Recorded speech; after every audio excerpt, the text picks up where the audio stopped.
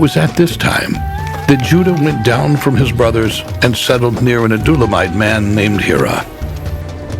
There, Judah saw a daughter of a Canaanite man named Shua. He took her as his wife, slept with her, and she became pregnant. When their son was born, Judah named him Shua became pregnant again and had a son and called him Onan. She became pregnant a third time and had a son she called Shelah. As time passed, Judah took a wife for his firstborn. Her name was Tamar. But was wicked in the sight of the Lord, and the Lord killed him. And Judah said to Onan, his second son, "Marry your brother's wife, and sleep with her as is your duty, and raise up offspring for your brother." However, Onan knew that the child would not be considered his, so whenever he slept with his brother's wife, he spilled his seed on the ground so that he would not give his brother any offspring.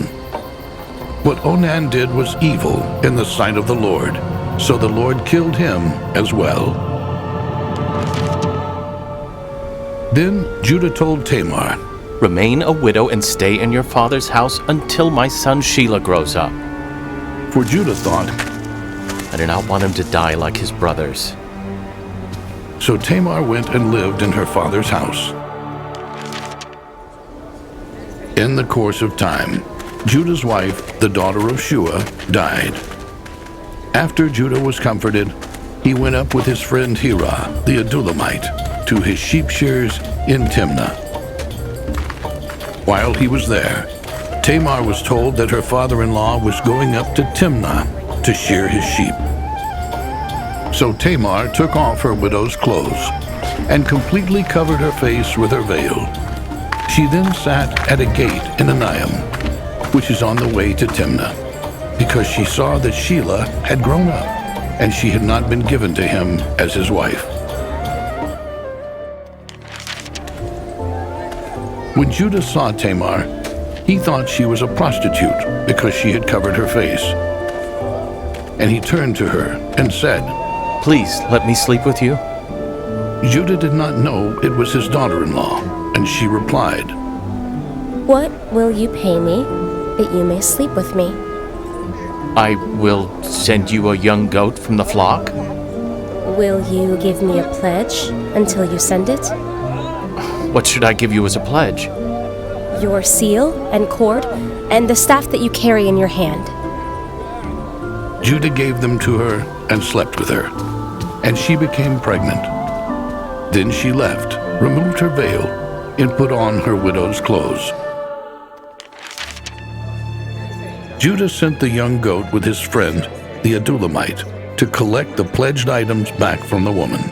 But Hira could not find her, so he asked the men that were nearby, "Where is the prostitute that was by the gate in Enaim?" "No prostitute has been here."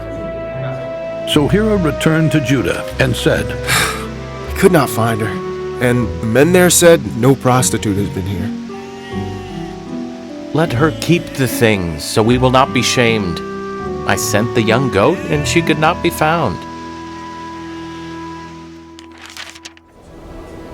About 3 months later, Judah was told, "Your daughter-in-law, Tamar, has been acting like a prostitute, and now she's pregnant." "Bring her out and let her be burned." When Tamar was brought out, she said, "I am pregnant by the man to whom these things belong. Please determine to whom the seal, the cord, and the staff belong." Then Judah acknowledged that they were his. "She is more righteous than me, because I did not let her become the wife of my son Shelah." And Judah did not sleep with her again. When it came time for Tamar to give birth, it was discovered that she would have twins. And when she was in labor, one child put out his hand, and the midwife tied a scarlet thread on it and said, "This one came out first." But he withdrew his hand, and his brother came out. And the midwife said, How did you manage to break out first? Therefore, he was named Perez, meaning he who breaks through. Then his brother came out with a scarlet thread on his hand, and he was given the name Zerah. As she was being brought out, she sent word to her father-in-law, "By the man to whom these belong, I am pregnant." And she said, "Please identify whose these are, the signet and the cord and the staff."